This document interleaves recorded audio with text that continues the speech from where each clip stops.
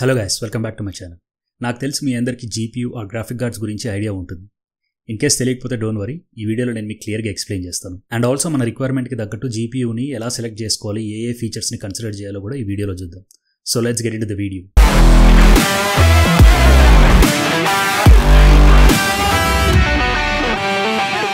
మనకు జనరల్గా సిపియూ ఎంత ఇంపార్టెంటో తెలుసు, అండ్ ఆల్సో దాన్ని బ్రెయిన్ ఆఫ్ ది కంప్యూటర్ అని కూడా అంటారు.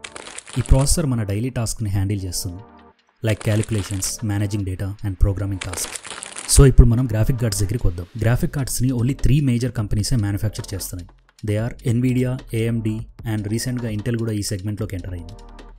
బట్ ఈ వీడియోలో మనము ఓన్లీ ఎన్విడియా అండ్ ఏఎండిని కన్సిడర్ చేద్దాం, బికాస్ బిగ్గెస్ట్ మార్కెట్ షేర్ ఉన్న కంపెనీస్ ఇవి. ఆన్లైన్లో మనకు వేరే కంపెనీస్ గ్రాఫిక్ కార్డ్స్ కూడా అవైలబుల్లో ఉన్నాయి, like Gigabyte, Asus, MSI, Zotac. ఈ companies Nvidia, AMD and Intel నుంచి లైసెన్స్ తీసుకొని వాళ్ళ చిప్స్తో గ్రాఫిక్ కార్డ్స్ని మ్యానుఫ్యాక్చర్ చేస్తారు. ఆల్రైట్, ఇప్పుడు మనం సిపియూకి జీపీయూకి ఉన్న డిఫరెన్సెస్ చూద్దాం. సింపుల్గా చెప్పాలంటే సిపియూ డైరెక్టర్ అయితే జీపీయూ విఎఫ్ఎక్స్ టీమ్ లాంటిది. జీపీయూ కంప్లీట్గా గ్రాఫిక్స్, విజువల్స్, ఎడిటింగ్, గేమింగ్, యానిమేషన్స్ని డెవలప్ చేయడంలో యూజ్ అవుతుంది. గ్రాఫిక్ కార్డ్స్లో మనకు 2 టైప్స్ ఉన్నాయి. One is integrated and the other one is dedicated. Integrated graphic card మనకు సిపియూతో ఇన్బిల్ట్ అయ్యి వస్తుంది. ఇది మనకు బేసిక్ గ్రాఫిక్స్ని హ్యాండిల్ చేస్తుంది, like display output, resolution, OS interface, icons, text, video playback, casual gaming like తక్కువ గ్రాఫిక్స్ ఉన్నవి, web browsing, multi monitor support, ఇలా basic needs అన్ని ఫుల్ఫిల్ చేస్తుంది. బట్ పర్ఫార్మెన్స్ వైజ్ కొంచెం కాంప్రమైజ్ అవ్వాలి, బికాస్ ఇది సిస్టమ్ ర్యామ్ని షేర్ చేసుకుంటుంది. On the other hand dedicated graphic cards performance ఇంతకు మించి ఉంటుంది, బికాస్ వీటికి సపరేట్ ర్యామ్ ఉంటుంది.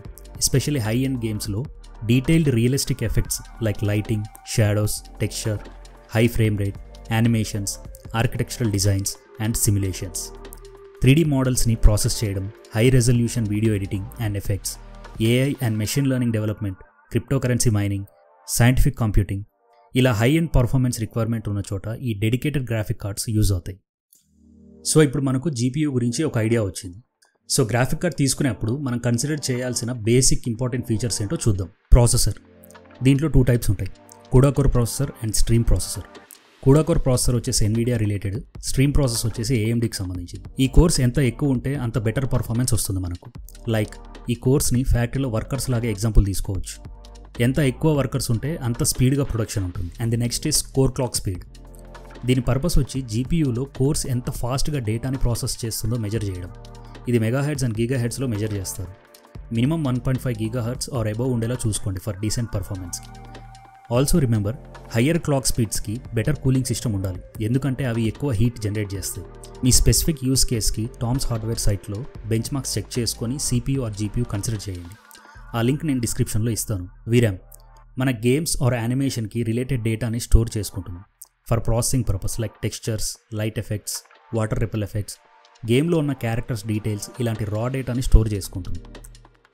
గేమర్ 6 to 12 GB వరకు కన్సిడర్ చేయండి. క్రియేటర్స్ అయితే మినిమం 12 GB తీసుకోండి. మెమరీ బ్యాండ్విడ్త్, ఇది వీరామ్ నుంచి జీపీయూకి డేటాని క్విక్గా మూవ్ చేయడానికి హెల్ప్ చేస్తుంది. పవర్ కనెక్టర్స్, ఇవి జీపీయూకి సఫిషియెంట్ పవర్ సప్లై చేసి ప్రాపర్గా ఫంక్షన్ అయ్యేలా చూస్తాయి. మీ పవర్ సప్లై యూనిట్ని ఒకసారి చెక్ చేసుకోండి, రిక్వైర్డ్ కనెక్టర్స్ అండ్ జీపీయూకి ఇనఫ్ వాటేజ్ ఉందా అని. డిస్ప్లే అవుట్పుట్ పోర్ట్స్, మీ మానిటర్కి సంబంధించిన పోర్ట్స్ ఉన్నాయో లేవో చెక్ చేసుకోండి, like HDMI, USB type C లాంటివి. ఏపీఐ, అప్లికేషన్ ప్రోగ్రామింగ్ ఇంటర్ఫేస్, ఇది మన గేమ్స్ అండ్ సాఫ్ట్వేర్స్ని జీపీయూతో కమ్యూనికేట్ అవ్వడానికి హెల్ప్ చేస్తుంది. మోడర్న్ జీపీయూస్ అయితే direct X12 or Vulkan support చేస్తాయి ఫర్ బెటర్ పర్ఫార్మెన్స్. టెరాఫ్లాప్స్, ఇది జీపీయూ కాంపిటేషనల్ పవర్ని మెజర్ చేస్తుంది, లైక్ ఎన్ని కాంప్లెక్స్ క్యాలిక్యులేషన్స్ని జీపీయూ పర్ సెకండ్ హ్యాండిల్ చేస్తుంది అని. సో ఇక్కడ నేను టెరాఫ్లాప్స్ గైడ్ ఇస్తున్నాను మీకు, entry level, mid range and high end GPUs ఎలా సెలెక్ట్ చేసుకోవాలి ఏంటనేసి. Entry level GPU around 4 to 6 teraflops ఉండేలా చూసుకోవచ్చు. ఇది best for basic gaming and light weight టాస్క్స్కి. మిడ్ రేంజ్ జీపీయూస్ అయితే అరౌండ్ 10 to 20 టెరాఫ్లాప్స్ ఉండేలా చూసుకోండి. ఇది మన modern gaming at 1080p or 1440pలో ఆడడానికి యూజ్ అవుతుంది. హై ఎండ్ జీపీయూస్కి 20+ టెరాఫ్లాప్స్ ఉండేలా చూసుకోండి. ఇది మనకు 4K గేమింగ్ని హ్యాండిల్ చేస్తుంది and also for heavy content క్రియేషన్కి యూజ్ అవుతుంది. మీరు ఒకవేళ జీపీయూ తీసుకోవడానికి ప్లాన్ చేస్తున్నట్టయితే నేను డిస్క్రిప్షన్లో కొన్ని లింక్స్ ప్రొవైడ్ చేశాను, అవి ఒకసారి చూడండి, మేబీ మీకు యూజ్ అవ్వచ్చు. That's it from this video. మీకు ఈ వీడియో నచ్చినట్టయితే please like, share and subscribe. Bell icon click చేయడం మర్చిపోకండి. Thank you so much for watching and I'll see you in the next one.